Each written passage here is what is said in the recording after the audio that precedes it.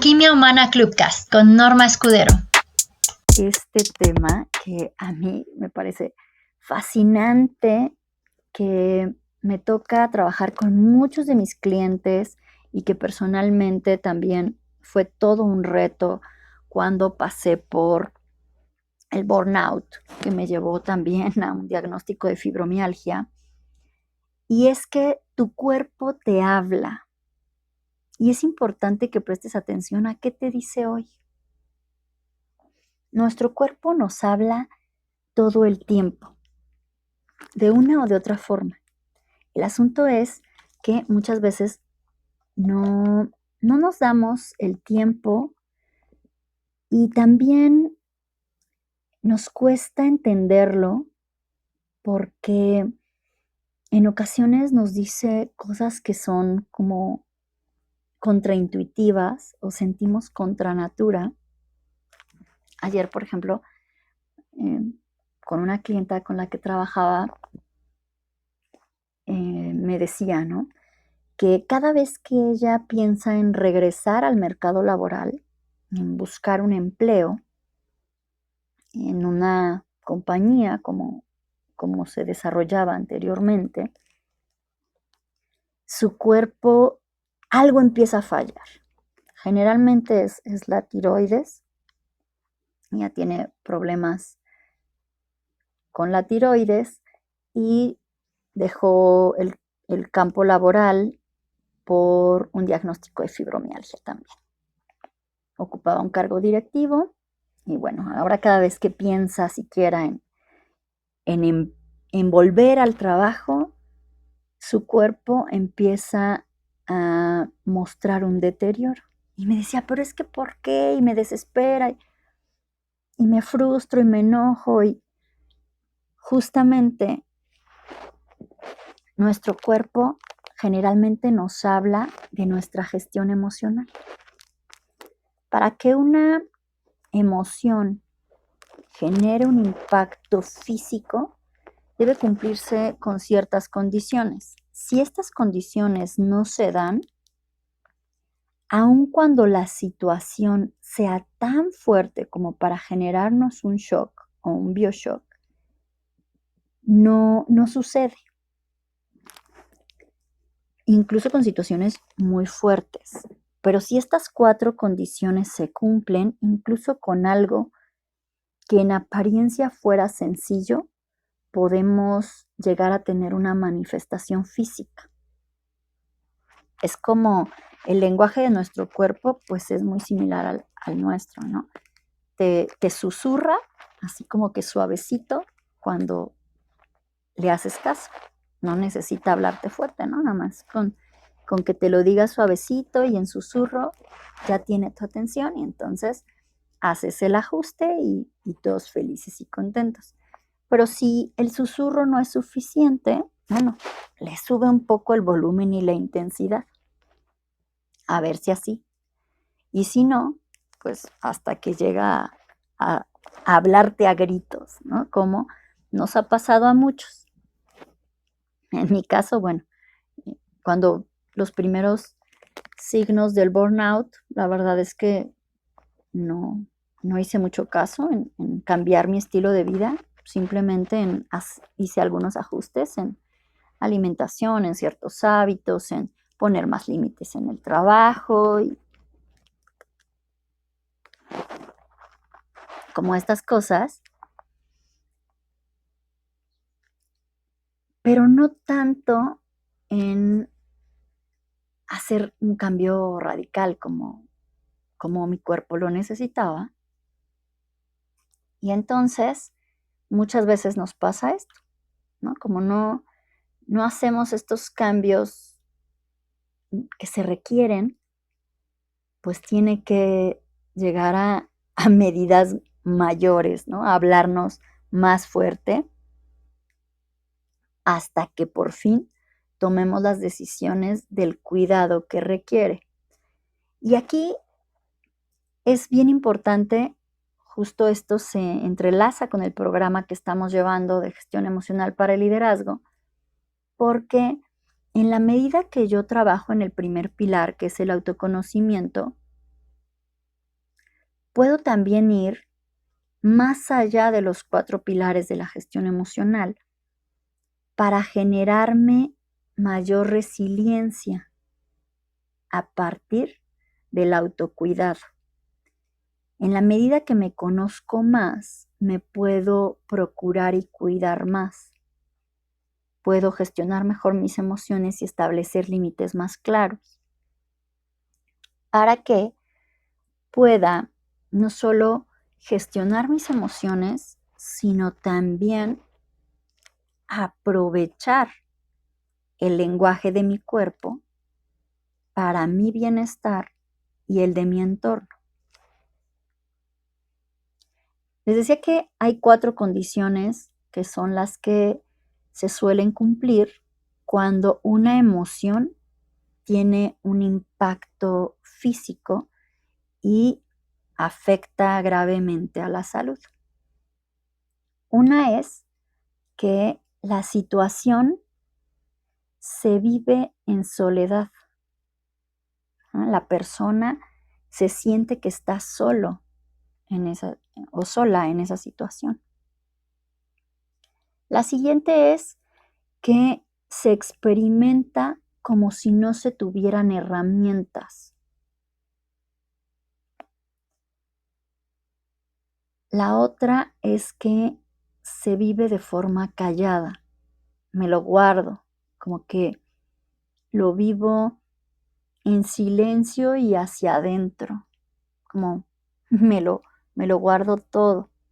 Esto lo que hace es prolongar la tensión y también generar un tipo de intoxicación en el organismo. Y el siguiente elemento es que además de sentir que no tengo herramientas, vivo la situación como que es demasiado grande para mí. No puedo con ella, me sobrepasa y sobrepasa todos mis recursos y los recursos del entorno. Estas 4 condiciones se dan como producto de falacias emocionales, es decir, son un engaño generalmente. Y tiene que ver con la percepción que tengo de mí, de mi vida, de mis relaciones y del entorno en el que me desarrollo. Entonces, en la medida que yo voy generando estas habilidades en la gestión emocional, pues voy estableciendo una mayor sensatez emocional también, ¿no? Mis emociones se vuelven menos insensatas. Aquí nos dice en el chat Eduardo que el cuerpo tiene sus razones, claro, y además nunca miente. El cuerpo no miente, no nos engaña. Generalmente nos habla directo y de frente, aunque nosotros no siempre lo entendamos. ¿No? Por ejemplo, en mi caso, ahorita pues mi voz está diferente, ¿no? Me habla de que hay un cierto nivel de cansancio, de este cambio de 2 años de pandemia en el que la interacción social fue menor, acostumbrados a tener reuniones virtuales. El nivel de la voz que usamos en las reuniones virtuales al que usamos en las reuniones presenciales es distinto. Y entonces ahora regresar a la presencialidad para mí ha tenido un impacto físico, ¿no? Mi cuerpo me habla de que no fui haciéndolo gradual o despacito, me fui de un extremo al otro. Y entonces, bueno, pues ahí está el mensaje, ¿no? Nos dice Eduardo que la mejor forma de gestionar nuestras emociones es a través del entrenamiento continuo. Así es. De hecho, la mejor forma de gestionar el estrés, la tensión y todo esto es justamente entrenarnos. Entrenar es siempre importante cuando quiero desarrollar una habilidad. Cualquiera que ésta sea, una habilidad se entrena. Y muchas veces el asunto es que queremos que en el momento de una situación particular se surjan las herramientas o utilicemos herramientas que no fueron colocadas antes y que no fuimos entrenados para su uso. Y entonces pensamos que solo con exponernos a las situaciones, ya con eso va a ser suficiente entrenamiento. Y no, la verdad es que las herramientas tienen que conocerse previo al entrenamiento. Algunas veces ya les he hablado de cuando recibí entrenamiento para emergencias, y la verdad es que no era en el simulacro que conocíamos las herramientas, ¿no? Por ejemplo, en el incendio, no era en el incendio donde te enseña el extintor. Primero conoces tu herramienta, la manguera, el extintor, todo lo que hay, el uniforme y estas cosas, y después te expones a un simulacro donde es la situación, pero con riesgos controlados, y después llegas a las situaciones reales. Nunca te vas a exponer a algo real o siquiera un simulador sin haber conocido previamente las herramientas de actuación para que empieces a familiarizarte con la herramienta y con el desarrollo de las habilidades. Es como si para aprender a manejar no conoces primero el carro, las reglas de tránsito y empiezas a desarrollar tus habilidades para conducir, ¿no? Y nada más te lanzas al ruedo. Pues todo tiene un proceso. Las habilidades también. Y aprender a comunicarnos con nuestro cuerpo también requiere de este mismo proceso, de conocerlo primero. Empezar a ver qué tengo, cómo funciona, para después ver también cómo se expresa, de qué manera me comunica ciertas cosas, ¿no? Olga nos dice que es increíble que no le pongamos cuidado a esos detalles.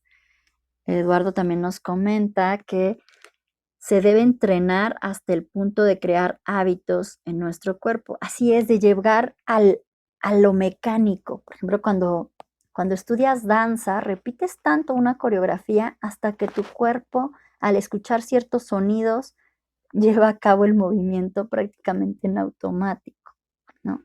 Generar automatismos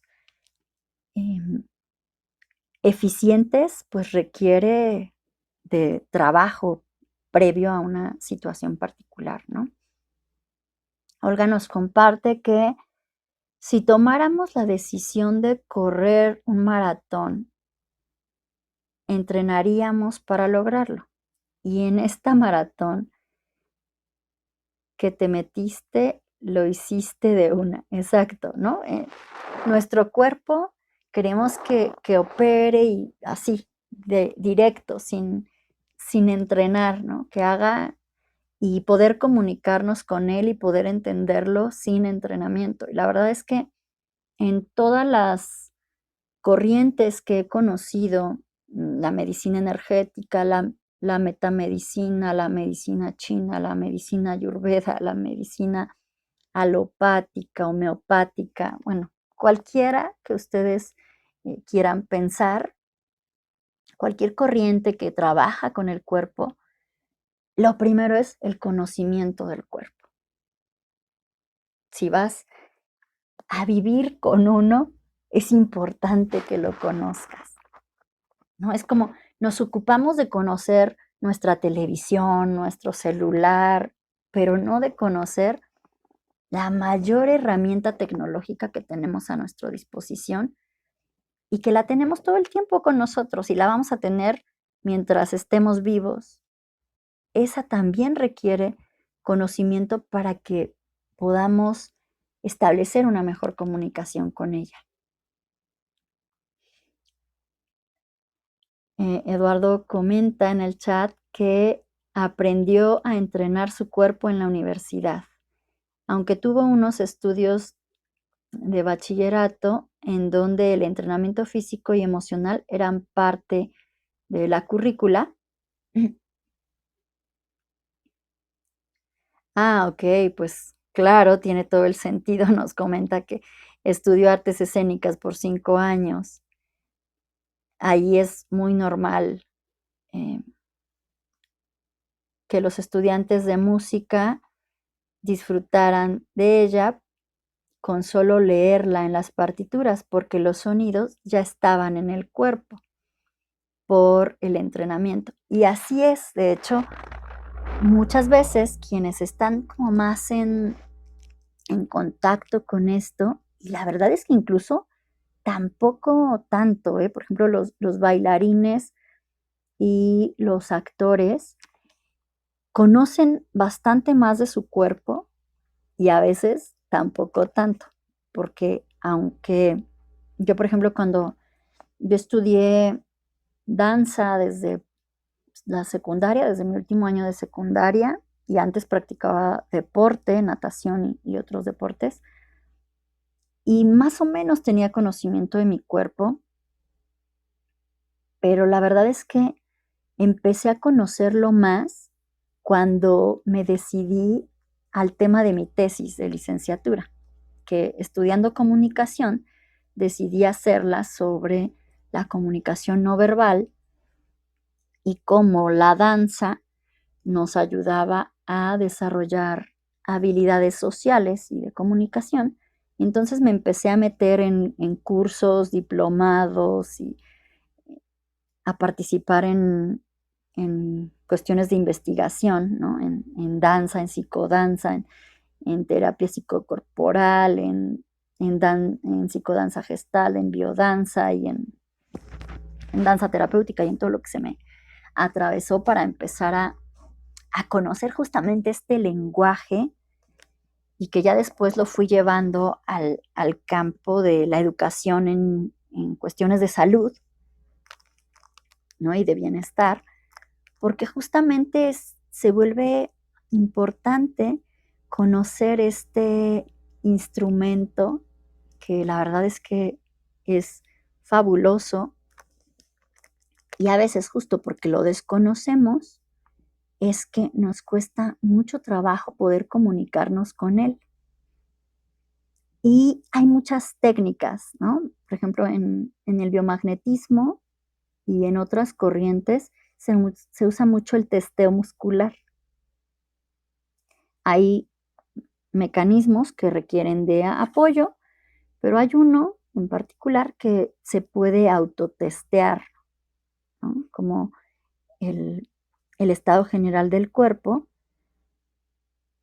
y requiere simplemente pues que te des algunos momentos para preguntarle a tu cuerpo y para establecer el código de comunicación. Eso es lo primero, ¿no? Darte un momento para estar en tu cuerpo, averiguar el código, ¿no? En la forma en la que se van a comunicar, porque cada cuerpo tiene pues sus respuestas, digamos, distintas, y después poder empezar a testear, ya hacerle preguntas que en este mecanismo en particular, pues básicamente son preguntas de sí o no, donde el cuerpo puede responder sí, no y no sé. No poseo información al respecto. Y nos los va a dar a partir de la memoria muscular, ¿no? De la información que está grabada en el tejido muscular y nervioso. Y entonces, para hacerlo, simplemente nos ponemos de pie. Hay otra forma también de hacerlo sentado, pero creo que es mucho más marcado cuando estás de pie. Y le puedes preguntar hasta sobre los alimentos, ¿no? Por ejemplo, si me como esto, en este momento me va a caer bien, y ya te dice sí o no. Y la verdad es que a veces no nos tomamos el tiempo para hacer ese tipo de cosas, ¿no? Para em, saber si algo nos va a caer bien o no, nos va a caer pesado. Nuestro cuerpo no siempre está para aguantar las mismas cosas, ¿no? Entonces, bueno, nos ponemos de pie. Muchos lo hacen así directo y otros dicen que es importante pasar el cierre. Esto de pasar el cierre simplemente es cerrar un canal de energía que va desde nuestra zona genital, ¿no? Y simplemente pasando la mano a unos 5 centímetros de distancia y recorriendo hacia arriba, hacia la nuca, ¿no? Simplemente cerramos como las entradas de información, el ombligo y la coronilla. En este proceso lo vamos cerrando. Y así conforme se cierra, pues ya volvemos a bajar nuestra mano. Con las manos pues colgadas, digamos, a nuestros costados, le vamos a preguntar cuál es su sí. Y va a ser un movimiento pendular. Nos va a hacer como un tironcito hacia adelante o hacia atrás para mostrarnos hacia dónde va, ¿no? Sí, Olguita, justamente el biomagnetismo médico lo inventó un mexicano que hace poco falleció, de hecho, y el cuerpo contesta cada pregunta, así es.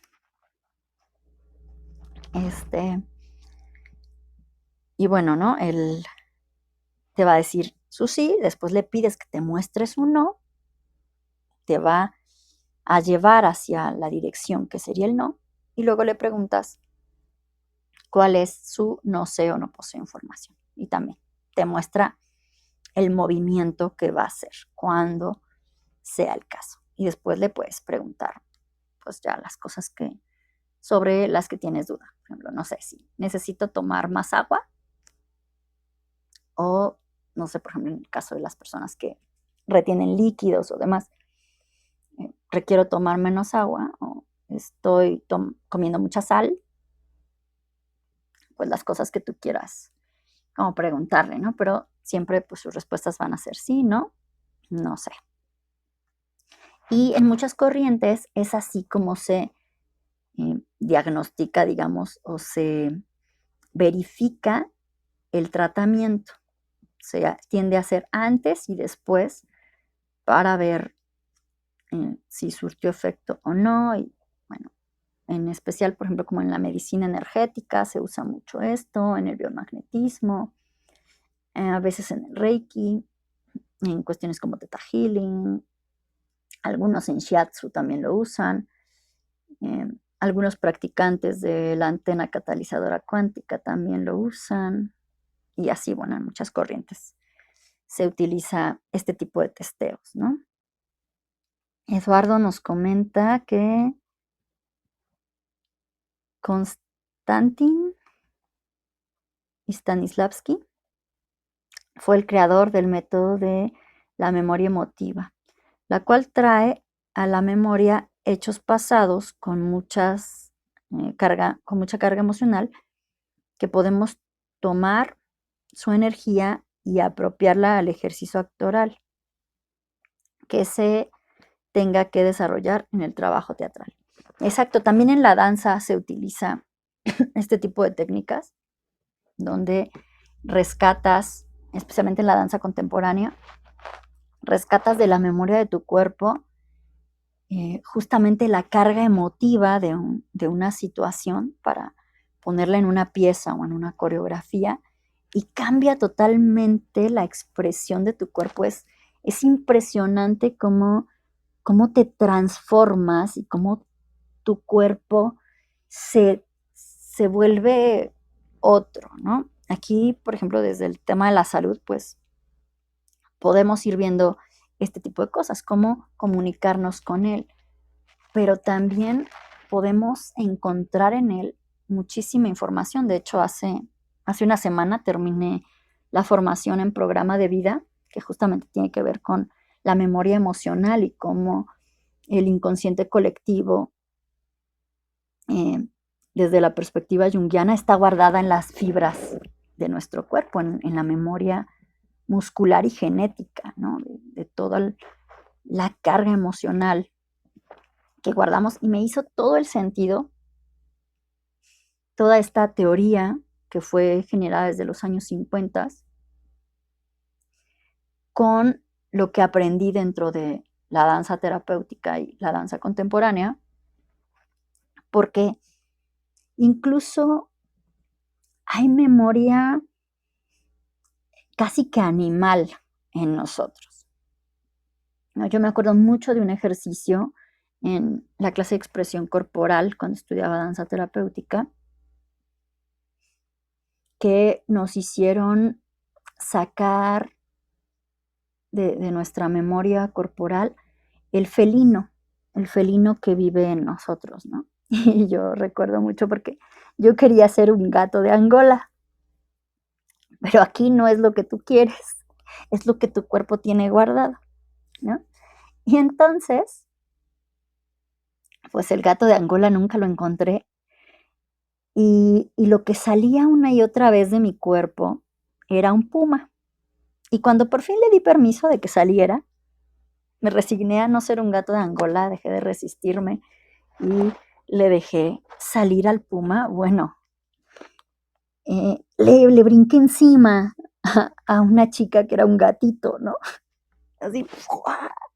Pero fue un instinto, ¿no? No estás pensando en ese momento, es como un estado de trance en el que simplemente pues dejas que la memoria surja.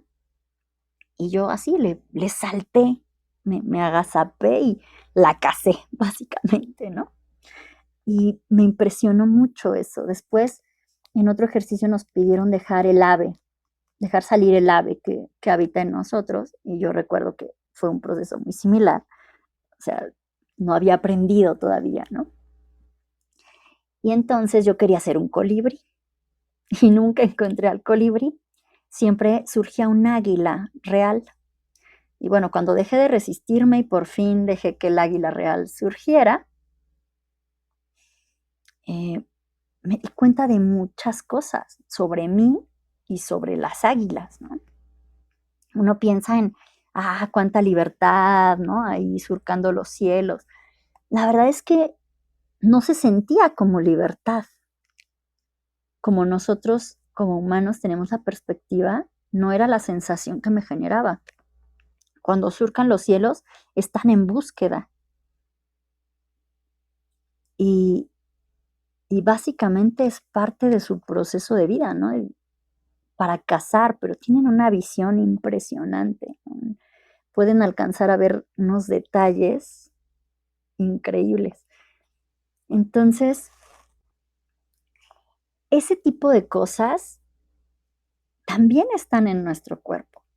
O sea, nuestro cuerpo tiene tantísima información, está lleno, es un reservorio de información increíble porque guarda las memorias de muchísimas generaciones. En algunas teorías dicen que son 7 generaciones las que están almacenadas en nuestro cuerpo.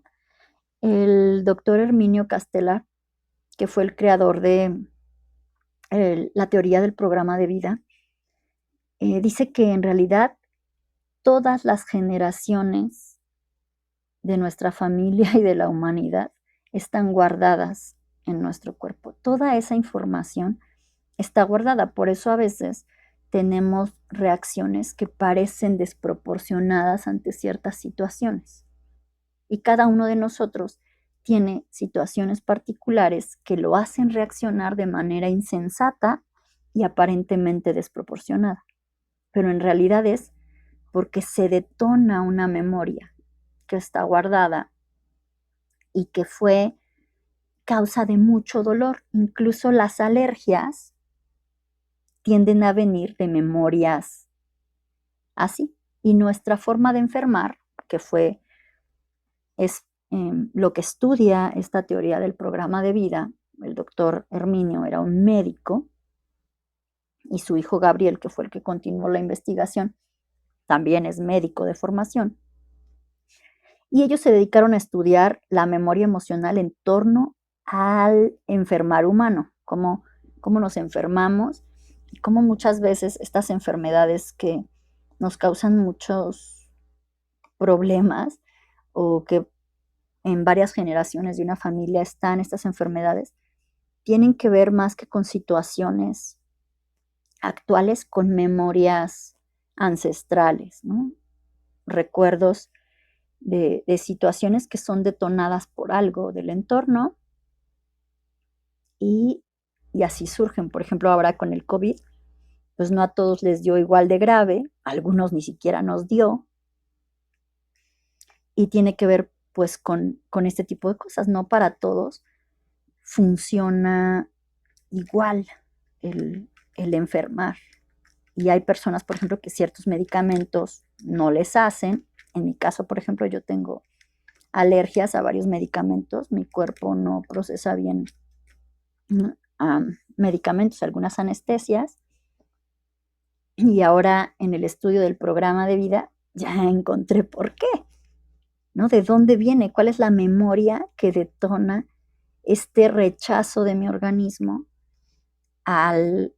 incluso prácticamente a la interacción pues con el entorno médico, ¿no? Que es curioso porque me he dedicado por muchos años a trabajar en entornos de salud. Pero bueno, es muy curioso cómo nuestro cuerpo nos va hablando de estos elementos, incluso en el campo laboral, que nos dan más o menos seguridad. Pero nosotros muchas veces pues no los entendemos. Y tampoco es como que requeramos un intérprete siempre, pero sí, como bien decía Eduardo, se requiere de un entrenamiento.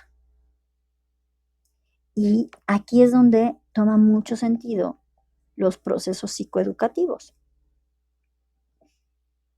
donde voy aprendiendo y entrenándome para establecer una mejor comunicación y una interacción mucho más saludable con mi cuerpo y también con el entorno en el que me desarrollo, sea a nivel personal, laboral o social.